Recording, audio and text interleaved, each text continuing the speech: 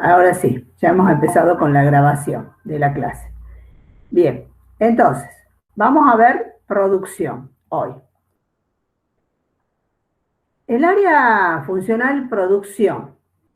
Esta área tiene como gran objetivo, digamos así, hacer un control de características permanentes. No es un control, para el área de producción no es un control que se efectúa en un único momento y quien lo efectúa luego se retira y se va.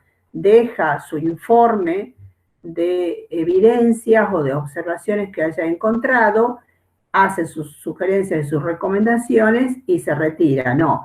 Esta es un área funcional donde los mecanismos de control son tan diversos y múltiples que en realidad vamos a tener que definir acciones de control de características cuasi permanentes, porque en esta área funcional se tiene que hacer el control desde el bien en sí mismo, que es el producto, hasta todo el proceso de fabricación, el proceso fabril y todos los componentes de ese proceso de fabricación. Desde que tenga una programación y una planificación hasta que el producto ya esté en su destino en perfectas condiciones, incluso condiciones adecuadas de traslado y de transporte. Todo eso hace a lo que es la actividad de control interno o el control interno de esta área funcional. Entonces, tiene la característica de ser un control interno de características permanentes y en general llevado a cabo por todos los que participan en ese proceso de fabricación o de elaboración. ¿Cuáles son los dos objetivos macroobjetivos, digamos? Porque también hay objetivos mucho más específicos, pero ¿cuáles son los macroobjetivos del control interno en esta área? Sobre todo, la calidad del producto. El producto que una empresa define que va a comercializar, que lo va a integrar al mercado, que le quiere llegar a determinados clientes, tiene que reunir una serie de condiciones. Y esas condiciones o esas características del producto, quien tiene que dar una seguridad razonable, pero la mayor seguridad razonable de la calidad de ese producto es el área funcional producción.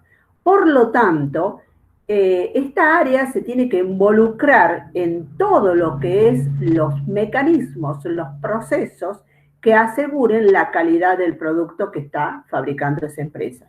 Desde un lácteo, como puede ser la leche, por ejemplo, hasta un mobiliario, supongamos un mueble o una abertura, ventanas, puertas, o la tela de una empresa fabril, o el papel en una empresa fabricante de papel.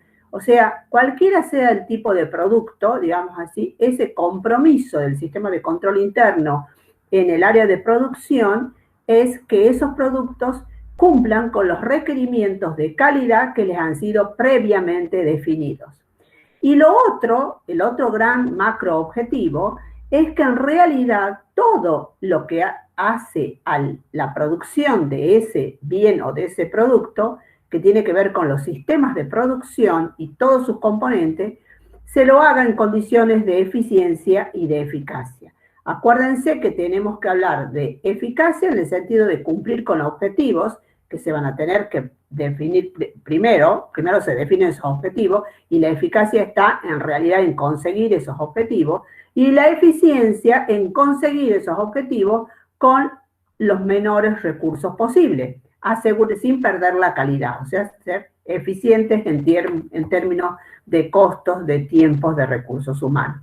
¿Cuáles son los aspectos que vamos a tener en cuenta al momento de definir nuestro sistema de control interno en el área funcional producción?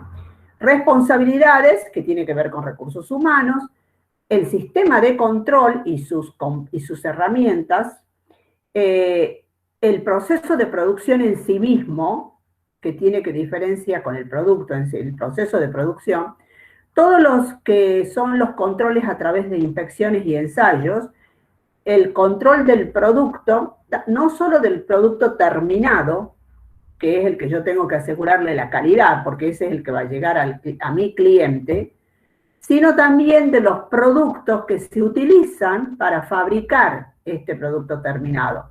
Y que no solamente tiene que ser con la materia prima principal, sino una serie de insumos que se requieren en el proceso de producción. Entonces, todo eso se hace control de todos esos tipos de productos que se van a utilizar en este proceso fabril.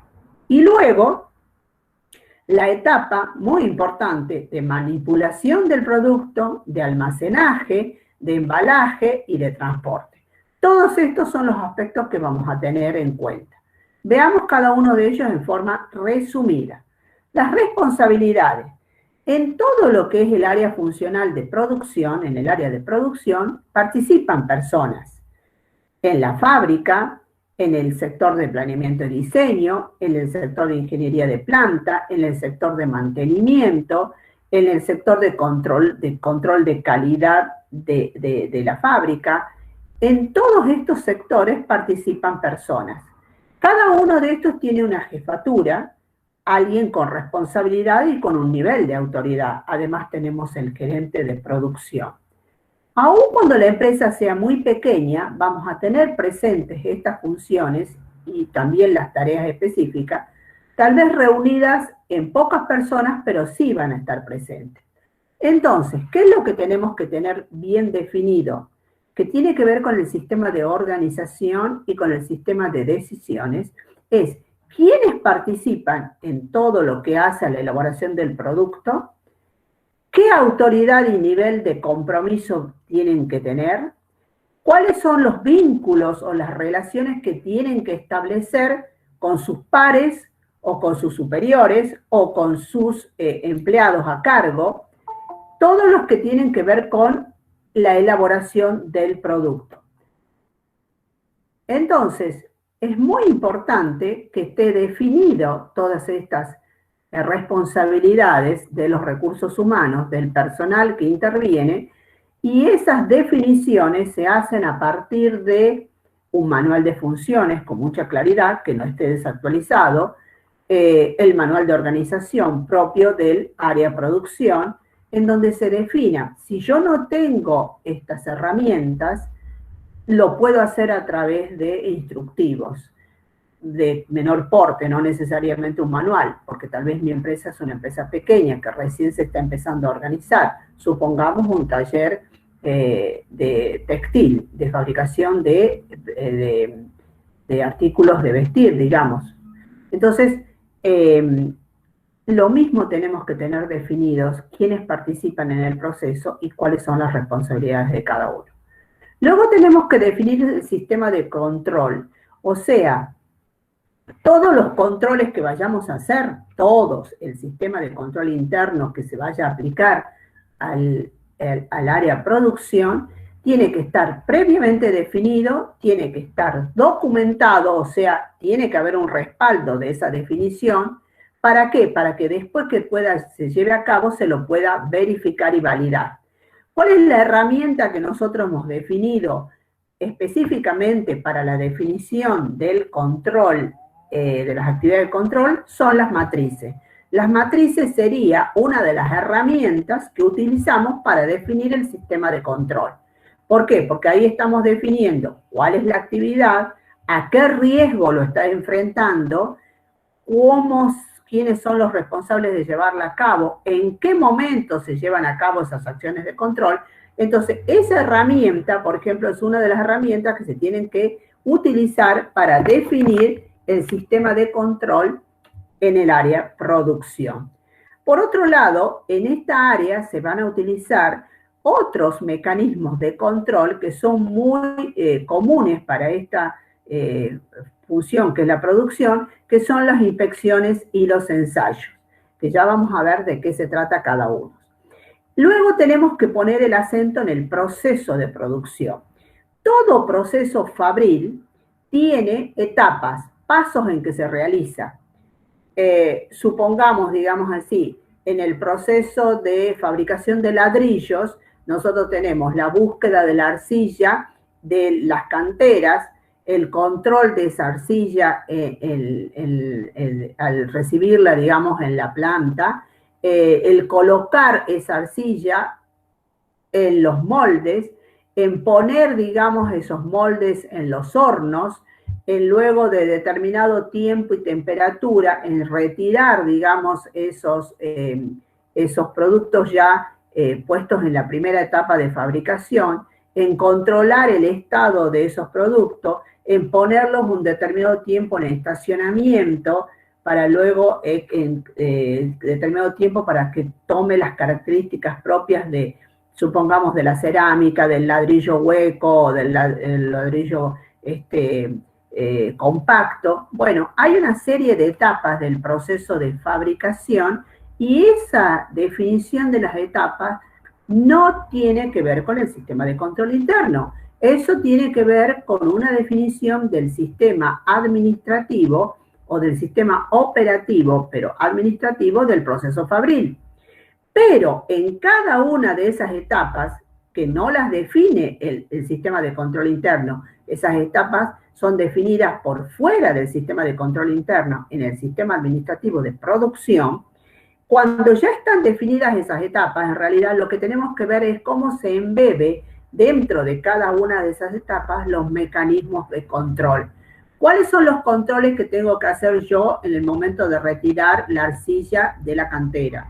¿Cuáles son los controles que vamos a hacer en el momento que se recepciona la arcilla en la planta fabril? ¿Cuáles son los controles que tengo que hacer al momento de colocar esa arcilla en los moldes? ¿Cuál es el control que tengo que hacer cuando esos moldes a través de las cintas transportadoras entran a los hornos? ¿Cuál es el control que tengo que hacer mientras eso se está fabricando en el horno? ¿Cuáles son los controles que tengo que hacer al momento que se retiran? Bueno, quiere decir que el proceso fabril tiene una serie de etapas que son predefinidas y que nosotros, desde el que tiene que hacer el diseño del sistema de control interno, cuando a ustedes les toque trabajar en una fábrica, van a verificar cuáles son los controles que van a tener que hacer en cada una de esas etapas para verificar la calidad del proceso y la calidad del producto. Obviamente que muchos de estos controles van a tener que, en algunas situaciones van a tener que responder a normas que se exigen tanto en el proceso como para el producto. Esas normas que tenemos que tener en cuenta o cumplirlas, digamos así, pueden estar definidas por terceros o pueden estar definidas por la propia empresa o pueden estar definidas por el cliente. Porque si el cliente me ha pedido un producto con determinadas especificaciones muy distintivas de ese producto, la exigencia está puesta por el cliente. Entonces, el control va a responder a la exigencia de ese cliente. En cambio, si el producto tiene que cumplir con normas, supongamos los productos lácteos, que tienen que tener normas, digamos, especificadas por los organismos de bromatología, que controlan, digamos, esas normas de calidad de los alimentos, que normalmente son organismos vinculados a la bromatología. En realidad, digamos así, la empresa va a tener que incorporar dentro de su sistema de control interno las normas que le especifican esos terceros respecto del proceso o respecto del producto. Entonces, todo esto se tiene que tener en cuenta en el momento que se define el control interno de este aspecto. Otro de los aspectos que decíamos es lo que se llaman las inspecciones y los ensayos. ¿Por qué? Porque en realidad estos son procesos de control. Inspeccionar es un sinónimo del control, es decir, y hacer un ensayo también tiene vínculos con lo que se llaman mecanismos de control. Pero en este caso en particular lo vamos a ver desde la mirada, desde la óptica, de estos mecanismos de control, de inspección y de ensayo aplicados a la infraestructura. ¿Qué quiere decir aplicado a la infraestructura? Quiere decir que son mecanismos de control que se van a tener que utilizar para validar lo adecuado, las condiciones óptimas de instalaciones, equipamientos, maquinarias, instrumental que se vaya a utilizar, computadoras, porque equipos hoy hay muchísimos procesos fabriles que son llevados a cabo o bien son controlados por equipos electrónicos, que son manejados incluso por computadoras, llegando incluso a la robotización. Entonces, todo eso tiene que estar en perfectas condiciones. Entonces, ese trabajo de hacer el proceso de mantenimiento y de verificación de que estén en perfectas condiciones, se lo hace dentro de lo que se denominan las inspecciones. Y además también se utiliza para hacer las inspecciones del proceso. ¿Por qué? Porque de pronto yo puedo tener, supongamos, en el proceso de producción de los cigarrillos, la primera etapa, supongamos, es cuando uno recibe el tabaco de los productores. En ese momento, cuando se recibe el tabaco de los productores, ese tabaco se ve en qué condiciones se los recibe a los fardos, se los clasifica, se los distribuye según esa clasificación, se les hace la medición a través de análisis de laboratorios, digamos así, de la calidad del tabaco, y se lo va controlando en las distintas etapas del proceso para que esa calidad no se pierda hasta que se entra en el proceso productivo de la elaboración de los cigarrillos. Bueno, entonces ahí yo no solamente voy a utilizar, digamos, el control de calidad de ese proceso, se realiza a través de lo que se denomina inspecciones y ensayos. Ensayos porque se utiliza, supongamos, mediciones de temperatura, mediciones de densidad, mediciones de tipo de características químicas del producto, mediciones de sus características físicas del producto, y eso se puede hacer con laboratorios, con técnicas propias de la ingeniería industrial, etc. Entonces, todo eso se aplica dentro de lo que serían estos mecanismos de control de inspecciones y ensayos. Esta área tiene producción, trabaja de una manera muy interdisciplinaria con otras profesiones. Cuando nosotros tengamos que definir acciones de control de una planta fabril, cualquiera sea el producto que vaya a fabricar, desde el azúcar de nuestros ingenios o de la leche de nuestros tambos, o de ropa de trabajo de nuestra industria textil, supongamos, cualquiera sea el producto que vaya a fabricarse, cuando definimos estos mecanismos de control, sí o sí vamos a tener que trabajar en forma integrada con otros especialistas, ingenieros, químicos, bioquímicos, físicos, porque son los que conocen cómo llevar a las condiciones óptimas no solamente el producto, sino también las instalaciones, el equipamiento, etc. Entonces, todo esto es muy importante tenerlo en cuenta cuando vayamos a definir las acciones de control de esta área que es producción. El control de productos es otro aspecto. El control de producto no solamente se va a limitar al producto que ya está terminado, como dijimos antes. El producto terminado tiene que reunir una serie de condiciones de calidad que están especificadas previamente y que normalmente tenemos eso definido en una base de datos de productos en donde vamos a tener las especificaciones técnicas.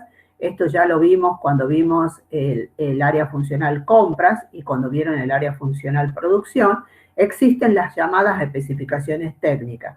Las especificaciones técnicas son esa descripción del producto en todos sus detalles, no solamente, digamos, en términos de tamaño y color, sino en todo, en composición física, en composición química, todas las condiciones que tiene que tener un producto terminado y las características se definen en las especificaciones técnicas. Esas especificaciones técnicas están guardadas, custodiadas o registradas en la base de datos de productos.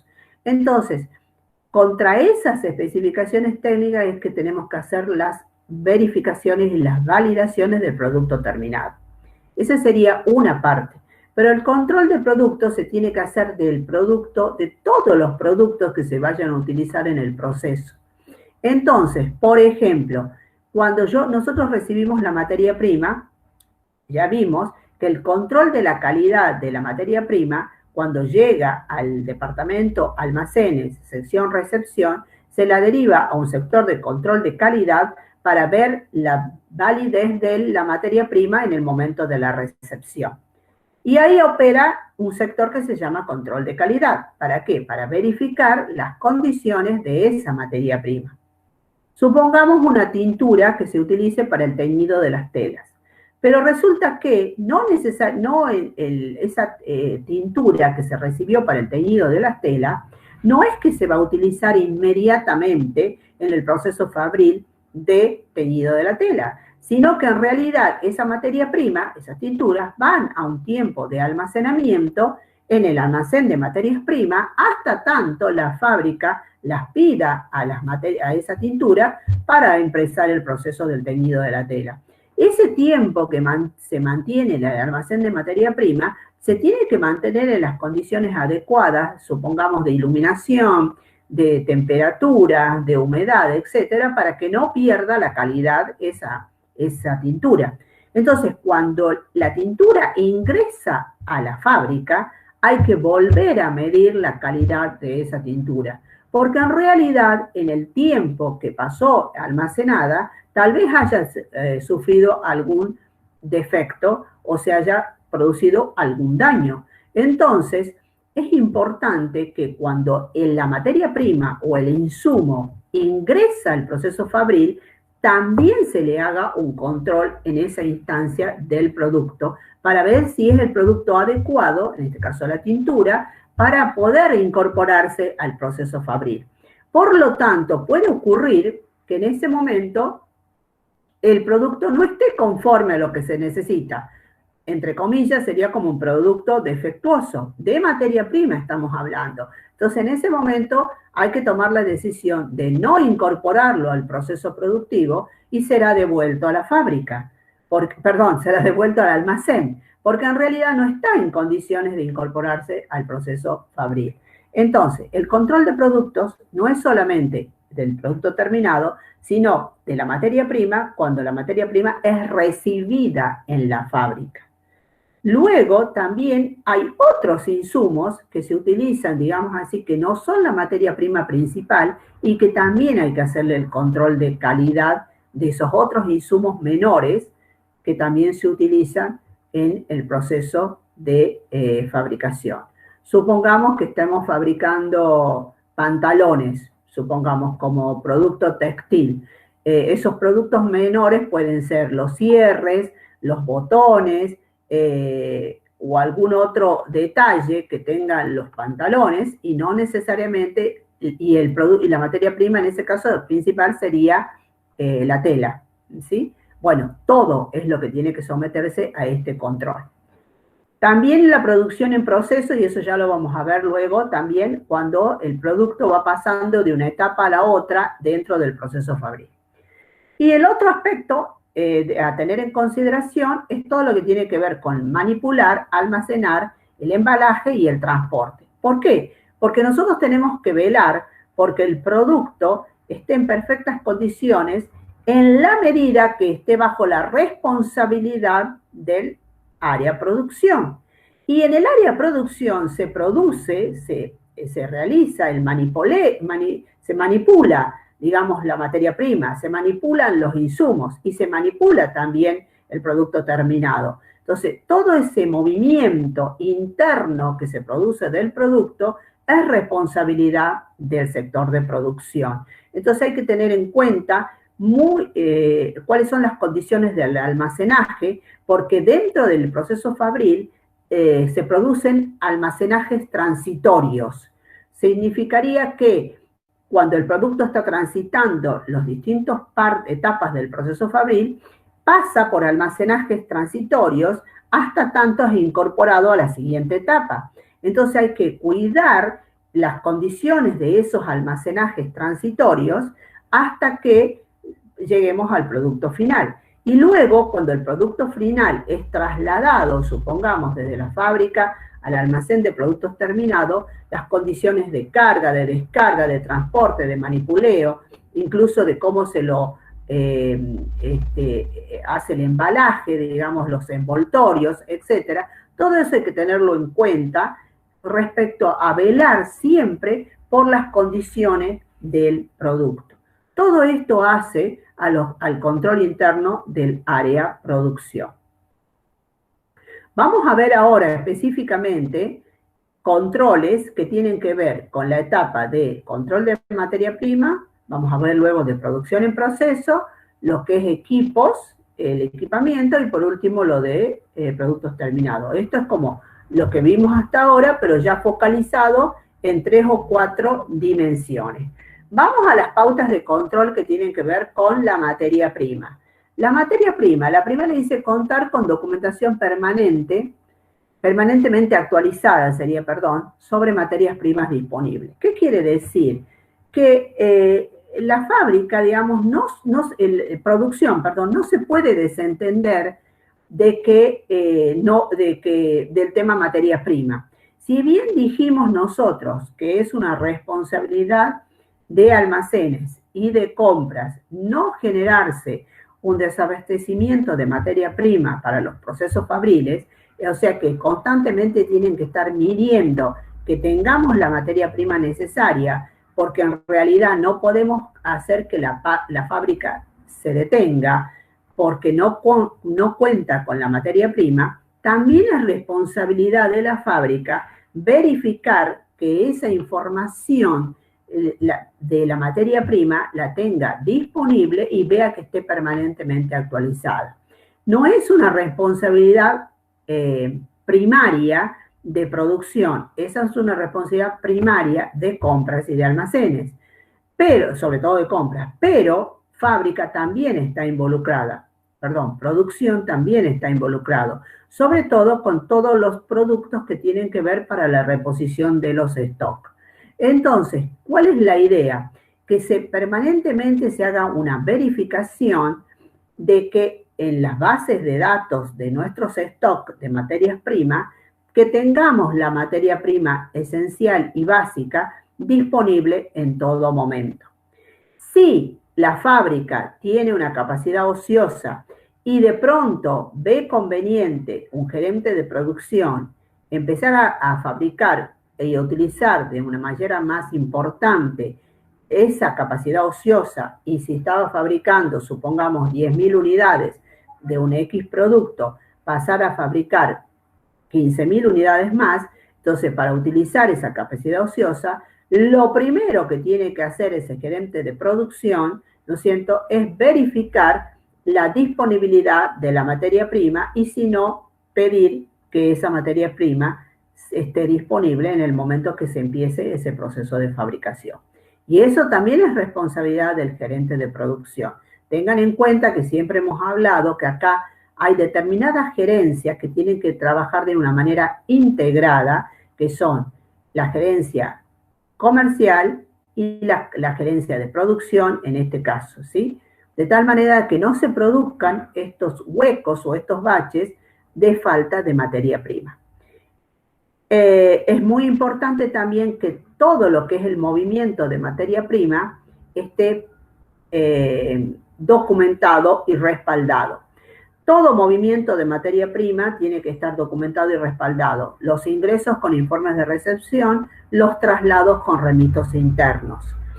Y el caso, por ejemplo, de si tenemos procesos fabriles que los tenemos distribuidos entre distintas fábricas, donde el proceso, una parte del proceso se realiza, supongamos, en una fábrica ubicada en un lugar, y otra parte del proceso se realiza en otra fábrica ubicada en otro lugar.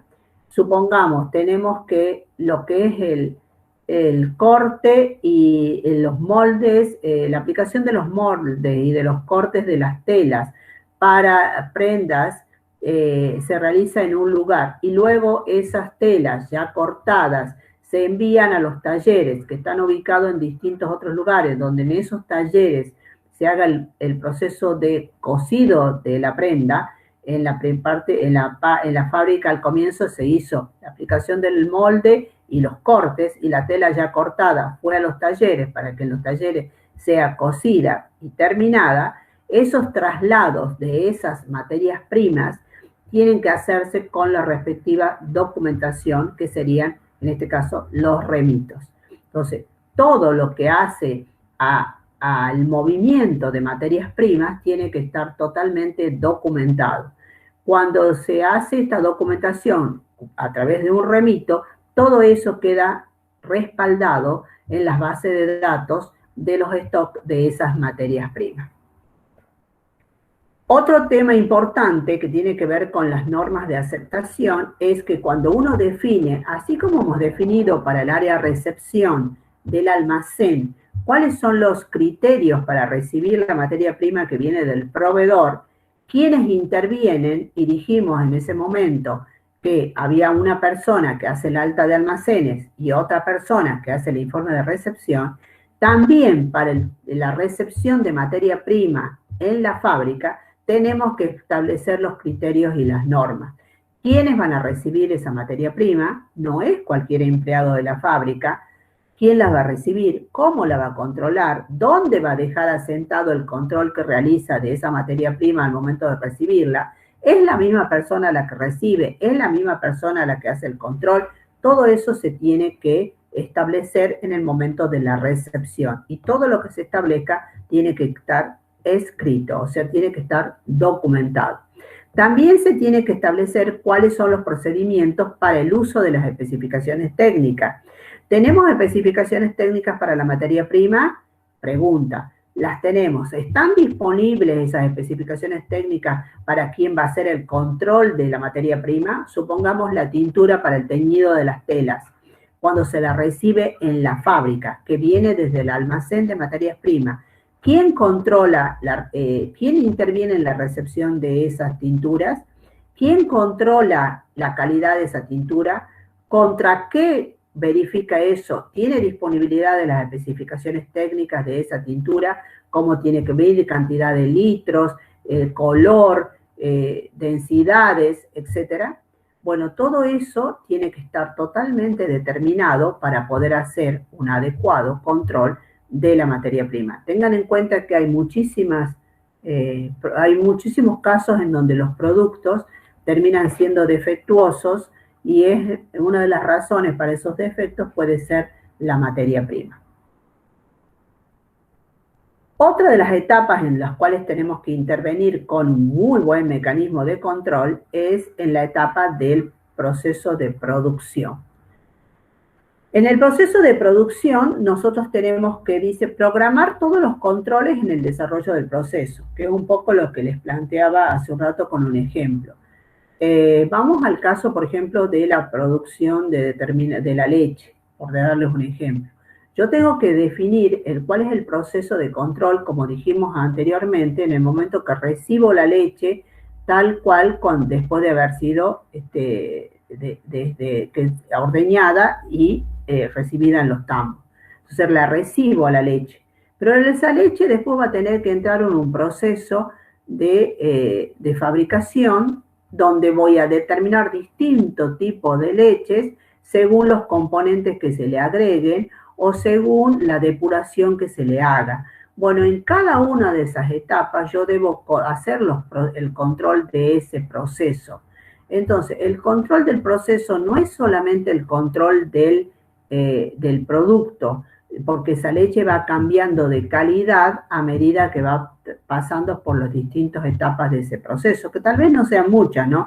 Serán 2 o 3 etapas, pero en cada una de esas 2 o 3 etapas de fabricación, supongamos de la leche de light, por ejemplo, una leche suave, entonces esa tiene, supongamos, 2 o 3 etapas. En cada una de esas etapas yo tengo que hacer el control de la calidad del producto. Y eso tiene que ver con el control en sí del producto. Pero también tengo que hacer el control del proceso que se está llevando a cabo. O sea, en qué condiciones de temperatura está el lugar donde se está fabricando, se le está agregando determinado componente, en qué condiciones de limpieza, si tengo los equipos necesarios, si el personal, supongamos en la manipulación de productos alimenticios, el personal tiene que tener algunas condiciones de higiene para poder de alguna manera ayudar a la calidad del producto, cofias, guantes, uniformes. Todo eso hace a una serie de controles que se hace durante el proceso de producción. A su vez, digamos así, ¿contra qué controlo? Entonces, ¿cuál es lo ideal? Que en los procesos de producción nosotros definamos los estándares. Al definir los estándares, que son los criterios o los valores contra los cuales vamos a controlar. Entonces, si yo tengo un determinado estándar, no solamente defino el estándar, que es lo óptimo, sino que también puedo definir lo que sería un grado de tolerancia respecto de lo que puede ser admitido. Y por encima de ese grado de tolerancia ya se considera, o por debajo, digamos, del grado de tolerancia, ya se considera que hay una cuestión irregular, anormal, que no es habitual y que por lo tanto habrá que verificar qué daño ha producido al proceso o al producto. Por ejemplo, nosotros podemos tener en el proceso de producción que determinadas máquinas tienen que trabajar X cantidad de horas en una jornada, supongamos de 16 horas. Las máquinas deben trabajar, supongamos, 14 horas. Quiere decir que la máquina tiene que hacer unas paradas de 2 horas y que está establecido que una de las paradas va a ser de 1 hora en determinados horarios y la otra va a ser de otra hora en otro horario. Ese es mi estándar. Cuando se verifica las paradas de esa máquina o de ese equipo y verificamos que de pronto no han sido 2 horas que estuvo parada en la máquina, sino que de pronto tuvo una parada de 3 horas, habrá que ver si yo admito como nivel de tolerancia que por encima de las 2 horas que están establecidas para la parada, tengo 1 hora más todavía que se detuvo. Si eso está dentro del parámetro de tolerancia. Y de pronto descubro que no, que la tolerancia estaba planteada en 15 minutos. Quiere decir que en este caso esa maquinaria se paró por encima de esos 15 minutos de tolerancia, 45 minutos más, porque se paró en realidad 3 horas cuando yo tenía el estándar en 2 horas y la tolerancia en 15 minutos. Bueno, esto es lo que tenemos que medir. Ahora bien, y controlar. Ahora bien, ¿qué es lo que se controla? ¿Por qué estamos buscando que se cumplan con estos estándares y con estos parámetros? Porque en realidad, por encima de ese estándar, lo que se está produciendo es un daño o en el producto, de alguna manera se ha afectado, o se ha producido una afectación en el proceso de producción, en términos de costos, de ineficiencia en el uso de insumos y de materia prima, en ineficiencias en el trabajo del personal. Por eso es importante, cuando se hacen los mecanismos de control del proceso de producción, definir los estándares para ese proceso industrial. Y a partir de ahí, verificar que cuando se hacen los controles, estamos o no dentro de esos estándares. Con respecto al tema de los equipos deben estar en perfectas condiciones. Todo el equipamiento, las maquinarias, los instrumentales que se utilizan deben estar en perfectas condiciones, porque si no pueden generar de vuelta un daño en el proceso de la producción o un daño en el producto en sí mismo. Ahora bien, esos equipos, esas instalaciones, ese equipamiento, esas maquinarias, ese instrumental, se tiene que calibrar, se tiene que mantener. Tenemos que verificar que estén en buenas condiciones y eso se lo hace a través de lo que denominamos las inspecciones y los ensayos, para ver si está calibrado, si está respondiendo a la función que tiene que llevar a cabo en las condiciones óptimas. Muchos de los procesos productivos actuales cada vez están con mayor uso de tecnología y con uso de tecnología que les da de alguna manera manejados por computadoras, por equipos electrónicos e incluso, digamos, con un alto proceso de automatización, digamos, en estos procesos fabriles. Pero estas máquinas que están en un alto grado de automatización tienen que ser permanentemente revisadas, mantenidas, calibradas, para que ese proceso de automatización se mantenga de una manera eficiente. En los procesos fabriles de la industria textil, por ejemplo, que nosotros tenemos acá una planta en Famaillá, en realidad hoy por hoy tienen muchísimos procesos automatizados o manejados por equipos electrónicos. Entonces, la calidad de ese proceso productivo pasa por el control del equipamiento. O sea, pasa por el control del equipamiento, porque en realidad si el equipamiento es permanentemente controlado y está en buenas condiciones, nos está dando cierta seguridad de la calidad del producto y de la eficiencia y eficacia del proceso. Entonces, por eso es importante, digamos, a prestar mucha atención cuando tenemos, sobre todo las industrias que utilizan mucho equipamiento, mucha tecnología e incluso con un alto grado de automatización. Vamos al caso que veníamos planteando del teñido de una tela. El teñido de las telas se hace en forma automática porque en realidad la tela ingresa al proceso fabril y se le va poniendo la tintura, pero es una máquina, una computadora la que va controlando, digamos así, la calidad de la temperatura de ese proceso, la cantidad de tintura que se debe poner, la calidad de esa tintura, en qué tiempo, en qué temperatura se tiene que mantener todo ese proceso para que pueda salir perfectamente teñida la tela. Imagínense esto mismo en los productos alimenticios, digamos, o en los productos de medicamentos. Muchísimo más celo hay que poner en los procesos de control, tanto del equipamiento como del proceso de producción en sí mismo. Y luego tenemos lo que serían las acciones de control o las pautas de control vinculadas al producto terminado, que es el producto que ya ha cerrado, digamos así, su ciclo de fabricación y está listo para ser enviado al almacén. Entonces ahí nosotros tenemos que, vuelta de nuevo, verificar las condiciones y la calidad. Hay muchos productos que tienen que cumplirse con normas. Habíamos hablado del caso de los alimentos. En el caso, vamos a un ejemplo concreto de productos que han tenido que cumplir con normas de calidad en el producto y en el proceso. Me había olvidado de darles como un ejemplo en las normas de calidad que tenemos que cumplir, un ejemplo que tenemos ahora con respecto al tema de las vacunas, por ejemplo, contra el COVID. Las vacunas contra el COVID, la regulación de por qué procesos de producción tienen que pasar, están planteadas desde la Organización Mundial de la Salud.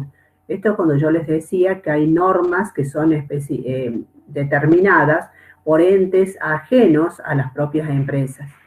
Entonces, en este caso, las vacunas tienen que cumplir en principio con una fase 1 de fabricación, con una fase 2 de prueba, con otra fase 3 de prueba. Y los resultados que se van obteniendo en cada una de las fases determina, digamos, la calidad de ese producto, que serían las vacunas. Bien, cuando ya han pasado por esta fase 3, es cuando el producto está en condiciones de ser habilitado para la aplicación, en este caso, de nosotros, de las personas, la vacuna. Cuando ya ha cumplido con todas estas etapas. Entonces, en este caso, la calidad del producto, que en este caso es el producto terminado, está dependiendo también no solamente de la calidad en sí misma de los componentes que se están utilizando para la elaboración de la vacuna y los distintos materias primas e insumos que se están utilizando para la fabricación de las vacunas, sino también por este proceso de fabricación que está determinado por fases. Entonces ahí vemos cómo los controles se hacen no solamente sobre el producto en sí, ya terminado, sino también con respecto a las fases de prueba de esos productos. Así hay muchos casos de productos que tienen que pasar por fases de prueba. En cada uno de estas fases o etapas de elaboración del producto y de prueba ya del producto terminado en sí mismo, estamos hablando de mecanismos de control. Por eso les decía que el área producción trabajan para los diseños del sistema de control interno, no solamente los licenciados y contadores, sino también muchos otros tipos de profesionales que definen lo que serían los mecanismos de control. Bueno, acá tenemos que decir entonces que en el caso este del producto terminado, hay situaciones que tenemos que tener en cuenta como ser el productos que tienen cierta peligrosidad y son de ese determinado riesgo, que en ese caso el producto tiene que tener controles específicos de tal manera de que no aumenten su grado de peligrosidad o no aumenten el riesgo de manipuleo, de almacenaje, de traslado de esos productos. Entonces, todo eso se tiene que tener en cuenta al momento de hacer el control del producto terminado. Y me tengo que asegurar de tal forma desde el área producción que el producto llegue en las condiciones adecuadas a nuestros almacenes de productos terminados, o bien si estamos en una empresa que no manda los productos a su almacén de productos terminados, sino que directamente el producto ya terminado lo manda directamente al cliente, peor todavía, la responsabilidad se agrava, porque en realidad directamente desde nuestras áreas de producción pasa directamente el producto al cliente. Entonces las mediciones, los controles que se tienen que hacer son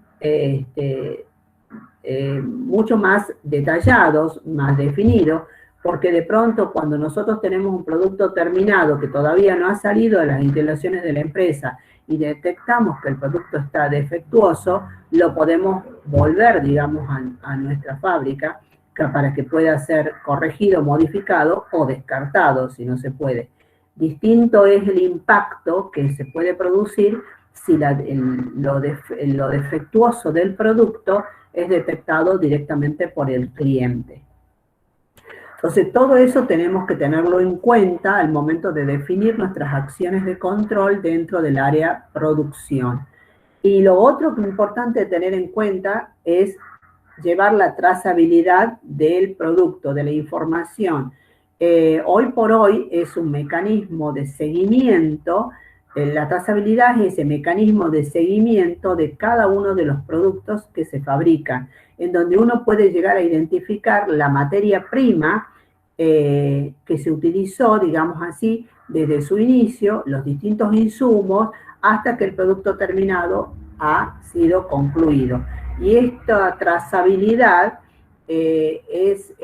incluso es exigida por algunas normas, como ser en el caso de la fabricación de medicamentos, en el caso de la fabricación de agroquímicos, en el caso de fabricación de determinadas drogas. O sea, hay determinados productos que tienen que cumplir con estas normas, en donde la trazabilidad es, llevar el control y el registro de la trazabilidad es una exigencia legal, en algunos casos una exigencia legal. Bien, acá tenemos algunos ejemplos de lo que serían los fraudes, y estos ejemplos que están puestos acá son específicamente de la industria alimenticia, porque es en donde más se evidencian los fraudes propios de la producción. También se puede aplicar esto no solamente a la industria alimenticia, sino también a la industria farmacéutica, o a la industria de fertilizantes, plaguicidas, productos veterinarios, donde generalmente se dan este tipo de fraudes. En donde, por ejemplo, tenemos la alteración de etiquetas y el contenido de envases. Esto sucede, por ejemplo, con alimentos, por ejemplo, que están elaborados y cuyas etiquetas dicen que son para celíacos. Por ejemplo, para personas que tienen celiaquía. Y resulta que en realidad no es así. El alimento no ha sido fabricado en esas condiciones, sin embargo, las etiquetas así lo denuncian. Entonces, ahí, digamos, hay un fraude, en definitiva, porque se está comercializando un alimento que supuestamente tiene determinadas condiciones y no es así. La imitación de productos, bueno, esto es muy común y ustedes, más de uno de ustedes incluso pueden estar incluso usando productos que son totalmente imitación, como el caso de relojes, de zapatillas, de artículos deportivos, que en realidad tienen inserta una marca, pero en realidad no son los productos originales. De esto tenemos mucho y en realidad el mercado está inundado de este tipo de irregularidades, en definitiva son fraudes de la imitación de productos. Otro tema es cuando uno altera los equipos o las maquinarias, el equipamiento que se utilice, el instrumental, para que dé otros valores y en realidad de esa manera obtener algún tipo de beneficio. El más común de todos de estas alteraciones de equipos de maquinaria es la alteración de las balanzas. En todos los procesos fabriles, digamos así, por ejemplo, en la recepción del tabaco, en la recepción del algodón, en la leche, digamos así, todo eso se pasa por balanzas, se mide, digamos, se pesa en balanzas. Entonces la alteración del equipo de la balanza para que dé más del peso de lo que realmente es un fraude de los más comunes. Y de pronto se le está liquidando al proveedor de esa materia prima, llámese tabaco, llámese algodón, etcétera, se le está liquidando por peso. Entonces, alterar la balanza para beneficiar es algo bastante común y usual.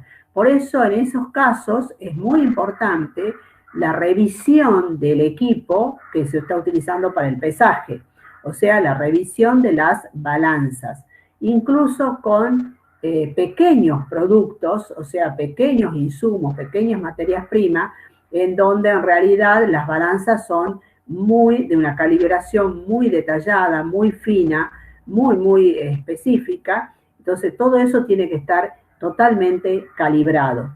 O de pronto no tengo condiciones de temperatura necesarias para mantener, supongamos, una temperatura de un producto perecedero, y en realidad altero, digamos así, los termómetros para que dé una temperatura distinta a la que en realidad mantiene ese freezer, supongamos, y de esa manera paso algún tipo de inspección. O sea, ¿por qué? Porque estoy alterando los termómetros que están midiendo la temperatura que me exigen, supongamos, determinadas normas regulatorias de la fabricación de alimentos perecederos o de pronto de medicamentos, etc. La alteración de las fechas de vencimiento es una de las cosas más comunes que hay, no solamente en la industria alimenticia, sino también en todas las industrias en donde es importante el vencimiento de los productos, porque los productos pierden determinadas condiciones de calidad con el transcurso del tiempo. Entonces es importante tener la fecha de vencimiento. No es lo mismo tomar un medicamento, un jarabe, que tiene fecha de vencimiento a este mes, que tomarlo con una fecha de vencimiento, digamos así, que el real vencimiento del jarabe se produjo hace un año y la tiene alterada a la fecha de vencimiento. Entonces, por eso se ha buscado que las fechas de vencimiento de los productos se las pongan en lugares que sea difícil su alteración, pero a pesar de ello se pueden producir. Entonces, por ejemplo, productos cuyas fechas de vencimiento están puestos con sellos son fácilmente alterables, ¿sí? O sea, son muy fáciles de alterar. El robo de información y el robo de bienes, el robo de información en los procesos fabriles o productivos tiene que ver con información estratégica que hace al producto. Por ejemplo, la fórmula de una gaseosa, la fórmula de una cerveza.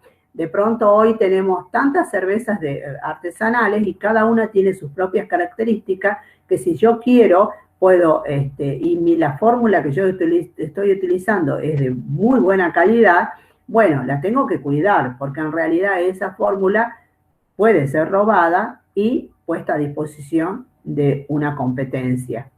Entonces eso también es muy importante tenerlo en cuenta. Estos son pequeños ejemplos de situaciones que se puedan dar.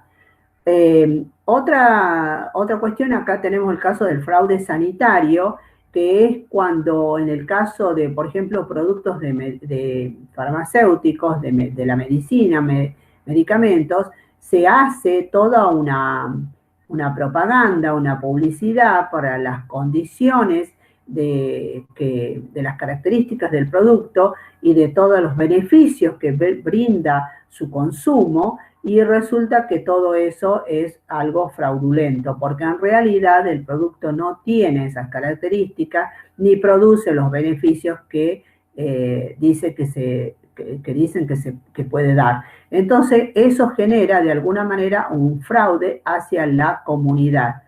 Hemos tenido algunos ejemplos de partidas que han tenido que ser retiradas en su totalidad del mercado porque en realidad no tenían las condiciones de beneficios médicos que estaban planteados, supongamos, en una determinada medicación.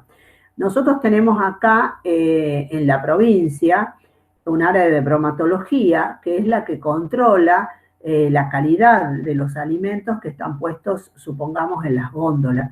Entonces ustedes van a ver que de tanto en tanto en los medios, ya sea en medios gráficos, acá en la provincia, o a través de las redes, o en la televisión, se informa que se retira del mercado un determinado producto porque no está reuniendo las condiciones propias de que se estaban informadas para ese producto, pero en realidad no tenía, supongamos en el caso, creo que la última vez que he visto este tipo de comunicados, tenía que ver con una partida de aceite de oliva que había sido retirada porque en realidad estaba totalmente alterado el aceite, que estaba puesto ya incluso en las góndolas para su comercialización. Bueno, esos son fraudes en realidad. Uno tal vez no lo identifique con el nombre de fraude, pero en realidad son fraudes que se producen en los procesos fabriles y que llegan hasta las góndolas o hasta en la etapa de la comercialización, y en realidad por ahí los organismos de contralor son los que los llegan a detectar o determinar.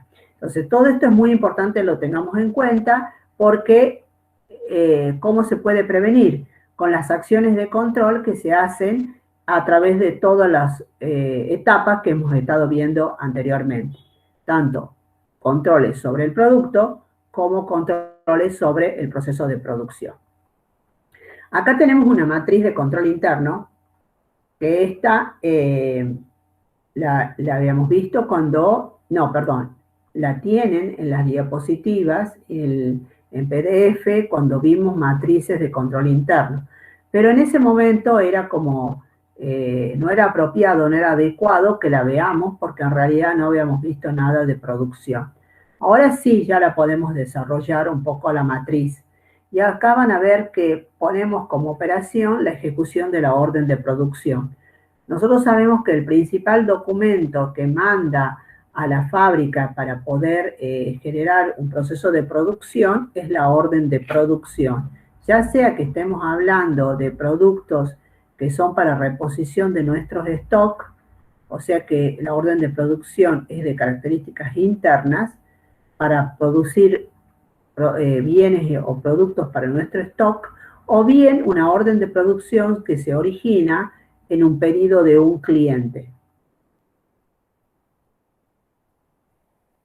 En este caso de particular, en este caso de la orden de producción, hemos puesto dos objetivos nada más. El primero es que se produzcan los bienes en la cantidad y según las especificaciones determinadas en un programa de producción. Por lo tanto, cuando estamos hablando de programa de producción y que se cumplan cantidades y especificaciones de un programa de producción, estamos hablando de una producción para nuestro stock. Entonces, que se cumpla con lo que está definido en términos de cantidad de especificaciones en el programa de producción es un objetivo de características operativas. Bien, ¿cuáles son los riesgos que enfrentamos de que no se cumpla con la cantidad, ni con la cantidad, ni con la especificación técnica del programa de producción? Ese es el objetivo. ¿Cuál es el riesgo de que no se cumpla? Los riesgos siempre dijimos que era lo que impide que se cumpla el objetivo. Entonces, ¿qué impide que se cumpla el objetivo? Que se desconozcan, que no se conozca cuál es el programa de producción, o que bien que el programa de producción no tenga la suficiente claridad propiamente dicho en el programa, o bien también puede ser que el programa de producción no haya sido adecuadamente comunicado. O sea que estamos hablando que se lo desconozca, que no haya sido adecuadamente comunicado o que le falte claridad al propio programa. Entonces, a partir de ese riesgo, ¿no es cierto?, tenemos que definir las actividades de control. Entonces, acá, ¿qué es lo que proponemos nosotros? Utilizar documentos normalizados para emitir y comunicar los programas y los planes de producción. ¿Qué quiere decir? Que nosotros tenemos que definir las normas para que se emitan esos programas de producción y para en qué tiempo se comunican el programa y el plan de producción. Entonces, hay que establecer las normas y definir en qué documento se va a desarrollar el programa de producción y cómo se lo va a comunicar a ese documento. Esa es la primera acción de control propuesta. Luego, todo memorándum de comunicación debe estar firmado por el destinatario. Dar un plazo de conocimiento y consulta previo a la implementación. Utilizar respaldos de toda comunicación. ¿Qué significan las actividades de control? Que si yo comunico el programa de producción, tiene que estar firmado por quien recibe mi comunicación. Por otro lado, tengo que establecer un tiempo para que ese programa sea leído, ¿no es cierto?, y solicitado cualquier tipo de aclaración. Entonces se le da un tiempo de conocimiento y de consulta, preguntar si tiene alguna duda. Y luego tendrá que llevarse un registro de esa comunicación, de que es pasado el plazo de entendimiento, llevar un registro si hubo algún tipo de pregunta o de consulta para que esté listo para ser implementado. Entonces, todo lo que se vaya comunicando respecto del programa de producción tiene que estar respaldado. Ustedes deben haber visto que cuando han visto los sistemas con el profesor Alejandro, que hay sistemas donde nosotros podemos dejar registrado todos nuestros mecanismos de comunicación, como por ejemplo un CRM. Entonces, en esos sistemas vamos dejando documentado, respaldado, que el programa de producción se comunicó, que al determinado de pasado, supongamos 20 días, se verificó si fue entendido. ¿Cómo se hace para verificar un mecanismo de control? ¿Cómo se hace para verificar si un programa de producción, supongamos, ha sido comunicado desde la gerencia de producción al jefe de fábrica? Vamos a un ejemplo bien concreto. El programa de producción lo comunica el gerente de producción al jefe de la fábrica. Le da 20 días para su lectura, conocimiento y aclaración.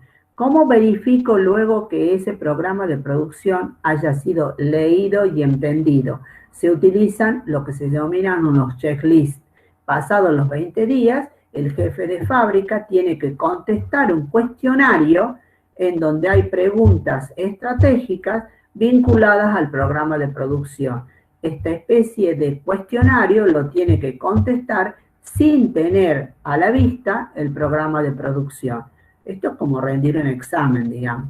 Bueno, pero esos checklists se utilizan para validar si las personas han leído y han entendido la herramienta que se les ha dado a conocer. Bueno, todo eso tiene que quedar respaldado. Otro de los riesgos que estamos poniendo acá es que las especificaciones técnicas, donde está definido el producto, sean inadecuadas, confusas o imprecisas. En ese caso, también el riesgo de que no se cumpla con el objetivo es que las especificaciones técnicas no sean las adecuadas, en términos de redacción, en términos de claridad, en términos de precisión. ¿Qué utilizamos? Vuelta de nuevo, tenemos que utilizar documentos normalizados para hacer las especificaciones técnicas. ¿Qué son documentos normalizados? Que reúnen determinadas condiciones, el documento donde está inserta la especificación técnica. Entonces, la especificación técnica se la pone como en un punto de consulta de forma permanente por el área que vaya a utilizarla. Supongamos, ¿quién utiliza la especificación técnica? El área de la fábrica, por ejemplo, utiliza la especificación técnica. Planeamiento y diseño utiliza la especificación técnica. Entonces, el personal de planeamiento y diseño, el personal de fábrica, el personal de control de calidad, tienen que tener disponible la especificación técnica. ¿Qué significa? Normalmente esto, cuando a mí me ha tocado diseñarlo, lo poníamos, digamos, en el puesto de trabajo. En la computadora que cada uno utilizaba, tenía un icono dentro del escritorio, de la pantalla, en donde directamente podía acceder permanentemente a la consulta de las especificaciones técnicas. Lo único que tenía que hacer era acceder, poner el código del producto y se le abría toda la especificación técnica e incluso se le abría cómo controlar cada una de las características de esa especificación. Bueno, eso es una manera de ponerlo disponible en todo momento. La carga automática de la especificación técnica, la orden de producción, esto ya lo hemos visto cuando hemos visto las otras actividades de control, que cuando se genera la orden de producción, yo no tengo que tipear en la especificación técnica, sino que directamente el sistema automáticamente, al poner el código del producto, lee de la base de productos la especificación técnica y la inserta en la orden de producción. Otro de los riesgos que está planteado acá es que exista falta de claridad en la comunicación de las condiciones y cantidades a producir. Ya dijimos que una pauta de control es que no exista un proceso de fabricación sin orden de producción. Entonces no se puede dar inicio a un proceso de fabricación sin una orden de producción. Esa orden de producción tiene que estar en un formulario prediseñado, preformalizado, como los que tenemos en el cuadernillo de sistemas administrativos. Ahí ya tienen el modelo de la orden de producción. Y tiene que tener todos los datos que se requieren. Entonces, a medida que uno la va emitiendo, la orden de producción, si hay un dato que no lo conozco y no lo sé, y no la puedo completar, el sistema me tiene que impedir que la cierre a la orden de producción. Solamente cuando tengamos todos los datos insertos, recién se podrá terminar de emitirla. O sea, el propio sistema le pongo una actividad de control por el cual no me permita cerrar la orden de producción, finalizarla sería, si no está con todos los datos que tienen que ser necesarios y que permitan que se identifique perfectamente el producto y las cantidades a fabricar. Otro de los objetivos que hemos puesto acá es que se consideren todas las normas de higiene y seguridad industrial propias del proceso de fabricación y determinadas por la política de la dirección. Ese es un objetivo. Es de cumplimiento y es operacional. ¿Por qué es de cumplimiento? Porque en general todas las normas de higiene y seguridad de los procesos fabriles están determinadas por reglamentos y por normas que incluso están en los convenios colectivos de trabajo, por las normas de los entes de fiscalización. Los entes son distintos según cuál es el producto que yo vaya a fabricar. Para el caso de los medicamentos tenemos el ANMAT, para el caso de productos como ser fertilizantes, plaguicidas y todo ese tipo de cosas tenemos el SENASA. Para productos alimenticios está bromatología. O sea, hay distintas instituciones, organismos de control que son los que fijan las normas de seguridad e higiene, tanto del producto como del proceso, o sea, todas las normas de seguridad e higiene industrial. Bueno, por eso el cumplir con ese objetivo es un objetivo de cumplimiento. ¿Cuáles son los riesgos que corremos? Que existan presión para cumplir con las fechas límites de producción. ¿Qué quiere decir eso? Que por terminar rápidamente la orden de producción, porque tengo un plazo a cumplir, deje pasar el cumplimiento de ciertas normas de higiene y seguridad. Entonces, por eso es muy importante, por eso es que, entonces, como yo tengo que llegar rápido y que tengo que cumplir con el plazo, se debilitan algunas normas de seguridad y de higiene, tanto del ambiente de producción vinculadas al personal. Ese es un riesgo. Y el otro riesgo es que exista desconocimiento de las normas. Entonces, ¿qué tenemos que hacer? Primero, una comunicación efectiva sobre la importancia de las normas de seguridad y que en realidad cuando se comunica esto, la comunicación sea firmada por los destinatarios para de alguna manera asegurarme que la persona se hace responsable de haber recibido la comunicación y por supuesto se entiende que la tiene que leer. Pero la firma de la recepción de la comunicación y de la comunicación en sí misma daría de que en realidad se ha leído. Si ocurre algo, yo puedo apelar y decirle, nosotros te lo comunicamos, estuviste comunicado y acá está tu firma respecto a la comunicación.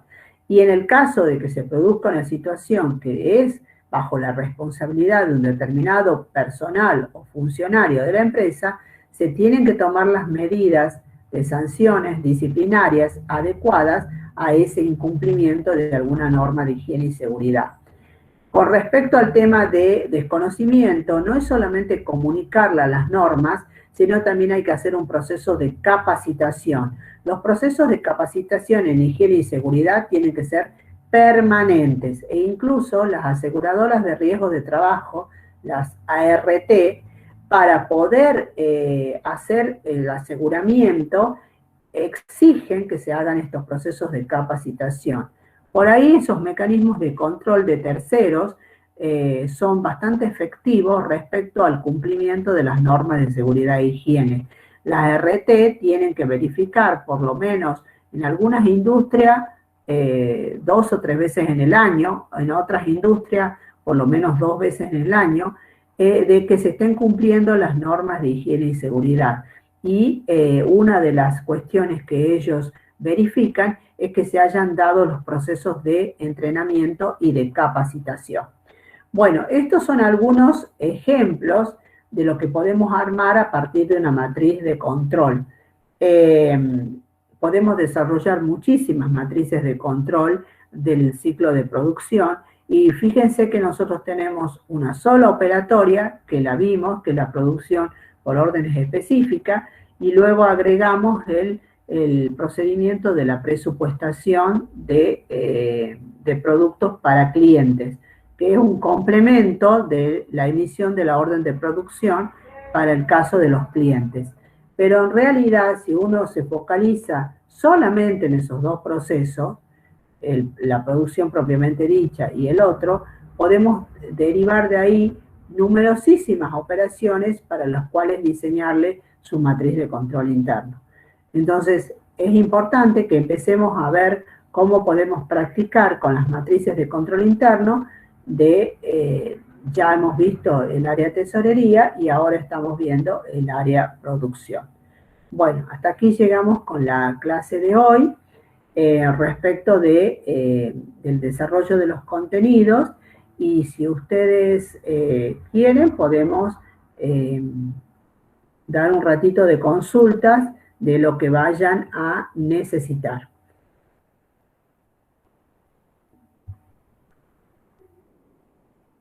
¿Alguna duda?